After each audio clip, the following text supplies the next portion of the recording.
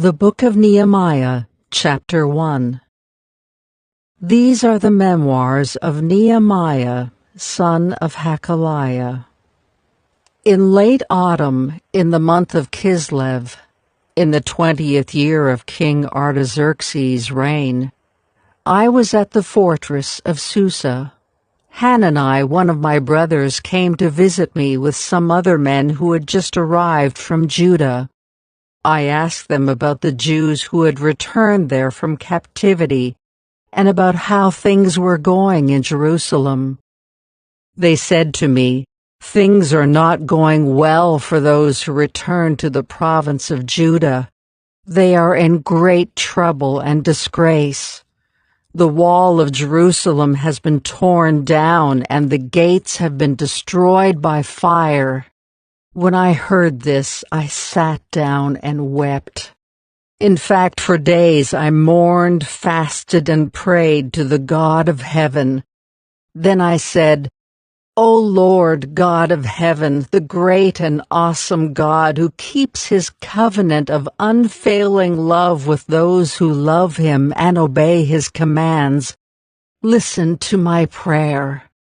Look down and see me praying night and day for your people Israel. I confess that we have sinned against you. Yes, even my own family and I have sinned. We have sinned terribly by not obeying the commands, decrees, and regulations that you gave us through your servant Moses. Please remember what you told your servant Moses. If you are unfaithful to me, I will scatter you among the nations. But if you return to me and obey my commands and live by them, then even if you are exiled to the ends of the earth, I will bring you back to the place I have chosen for my name to be honored. The people you rescued by your great power and strong hand are your servants. O Lord, please hear my prayer. Listen to the prayers of those of us who delight in honoring you. Please grant me success today by making the king favorable to me. Put it into his heart to be kind to me." In those days, I was the king's cupbearer. Nehemiah chapter 2. Early the following spring, in the month of Nisan, during the 20th year of King Artaxerxes' reign, I was serving the king his wine. I had never before appeared sad in his presence. So the king asked me, "Why are you looking so sad? You don't look sick to me. You must be deeply troubled." Then I was terrified. But I replied, "Long live the king! How can I not be sad? For the city where my ancestors are buried is in ruins, and the gates have been destroyed by fire." The king asked, "Well, how can I help you?" With a prayer to the God of heaven, I replied, "If it please the king, and if you are pleased with me, your servant, send me to Judah to rebuild the city where my ancestors are buried." The king, with the queen sitting beside him, asked, "How long will you be gone? When will you return?" After I told him how long I would be gone, the king agreed to my request. I also said to the king, "If it please the king, let me have letters addressed to the governors of the province west of the Euphrates River, instructing them to let me travel safely through their territories on my way to Judah.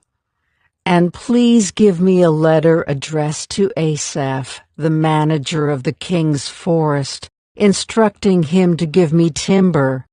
I will need it to make beams for the gates of the temple fortress, for the city walls, and for a house for myself." And the king granted these requests, because the gracious hand of God was on me. When I came to the governors of the province west of the Euphrates River, I delivered the king's letters to them. The king, I should add, had sent along army officers and horsemen to protect me. But when Sanballat, the Horonite, and Tobiah, the Ammonite official, heard of my arrival, they were very displeased that someone had come to help the people of Israel. So I arrived in Jerusalem. 3 days later, I slipped out during the night, taking only a few others with me. I had not told anyone about the plans God had put in my heart for Jerusalem. We took no pack animals with us except the donkey I was riding. After dark, I went out through the valley gate, past the jackal's well, and over to the dung gate to inspect the broken walls and burned gates. Then I went to the fountain gate and to the king's pool, but my donkey couldn't get through the rubble. So though it was still dark, I went up the Kidron Valley instead, inspecting the wall before I turned back and entered again at the valley gate. The city officials did not know I had been out there or what I was doing, for I had not yet said anything to anyone about my plans. I had not yet spoken to the Jewish leaders, the priests, the nobles, the officials, or anyone else in the administration. But now I said to them, "You know very well what trouble we are in. Jerusalem lies in ruins, and its gates have been destroyed by fire. Let us rebuild the wall of Jerusalem and end this disgrace." Then I told them about how the gracious hand of God had been on me, and about my conversation with the king. They replied at once, "Yes, let's rebuild the wall." So they began the good work. But when Sanballat, Tobiah, and Geshem the Arab heard of our plan, they scoffed contemptuously. "What are you doing? Are you rebelling against the king?" they asked. I replied, "The God of heaven will help us succeed. We, his servants, will start rebuilding this wall. But you have no share, legal right, or historic claim in Jerusalem." Nehemiah chapter 3. Then Eliashib the high priest and the other priests started to rebuild at the sheep gate.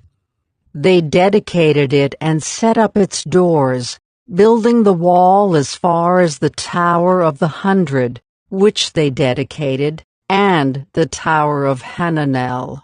People from the town of Jericho worked next to them, and beyond them was Zachar, son of Imri.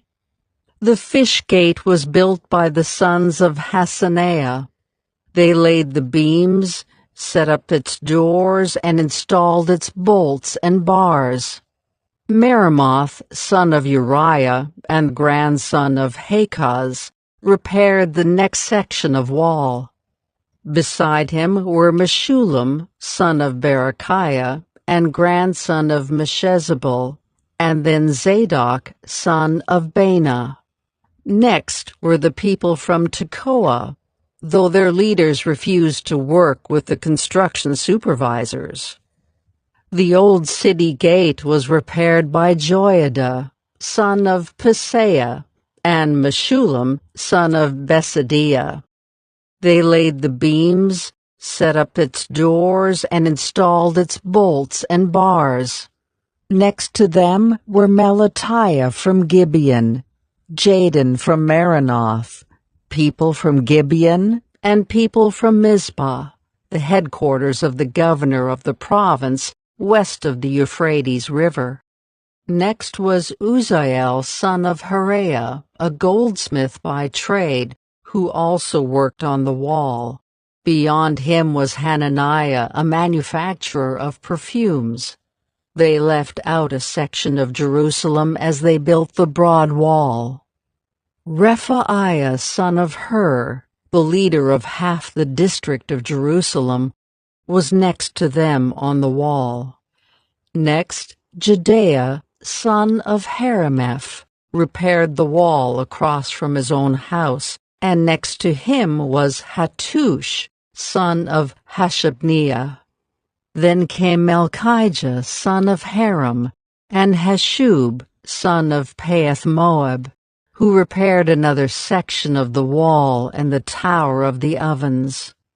Shallum son of Halahesh and his daughters repaired the next section. He was the leader of the other half of the district of Jerusalem.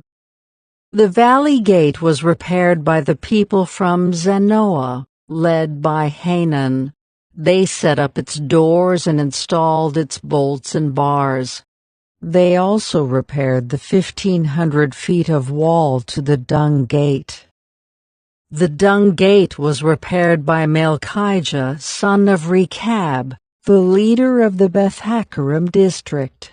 He rebuilt it, set up its doors, and installed its bolts and bars. The Fountain Gate was repaired by Shallum, son of Colhozah, the leader of the Mitzpah district. He rebuilt it, roofed it, set up its doors, and installed its bolts and bars. Then he repaired the wall of the pool of Siloam, near the king's garden, and he rebuilt the wall as far as the stairs that descend from the city of David. Next to him was Nehemiah son of Azbuk, the leader of half the district of Bethzur. He rebuilt the wall from a place across from the tombs of David's family, as far as the water reservoir and the house of the warriors. Next to him, repairs were made by a group of Levites working under the supervision of Rehum, son of Bani. Then came Hashabiah, the leader of half the district of Keilah, who supervised the building of the wall on behalf of his own district. Next down the line were his countrymen, led by Binnui, son of Henadad, the leader of the other half of the district of Keilah. Next to them, Ezer, son of Jeshua, the leader of Mizpah, repaired another section of wall across from the ascent to the armory, near the angle in the wall. Next to him was Baruch, son of Zabbai, who zealously repaired an additional section from the angle to the door of the house of Eliashib the high priest. Meremoth, son of Uriah and grandson of Hakaz, rebuilt another section of the wall extending from the door of Eliashib's house to the end of the house. The next repairs were made by the priests from the surrounding region. After them, Benjamin and Hashub repaired the section across from their house, and Azariah, son of Maaseiah and grandson of Ananiah, repaired the section across from his house. Next was Binnui, son of Henadad, who rebuilt another section of the wall from Azariah's house to the angle and the corner. Palal, son of Uzziah, carried on the work from a point opposite the angle and the tower that projects up from the king's upper house beside the court of the guard. Next to him were Pedadiah, son of Parosh, with the temple servants living on the hill of Ophel, who repaired the wall as far as a point across from the water gate to the east and the projecting tower. Then came the people of Tekoa, who repaired another section across from the great projecting tower and over to the wall of Ophel. Above the horse gate, the priests repaired the wall. Each one repaired the section immediately across from his own house. Next, Zadok, son of Immer, also rebuilt the wall across from his own house, and beyond him was Shemaiah, son of Shechaniah, the gatekeeper of the east gate. Next, Hananiah, son of Shelemiah, and Hanan, the sixth son of Zalaph, repaired another section, while Meshullam, son of Berechiah, rebuilt the wall across from where he lived. Malchijah, one of the goldsmiths, repaired the wall as far as the housing for the temple servants and merchants across from the inspection gate. Then he continued as far as the upper room at the corner. The other goldsmiths and merchants repaired the wall from that corner to the sheep gate.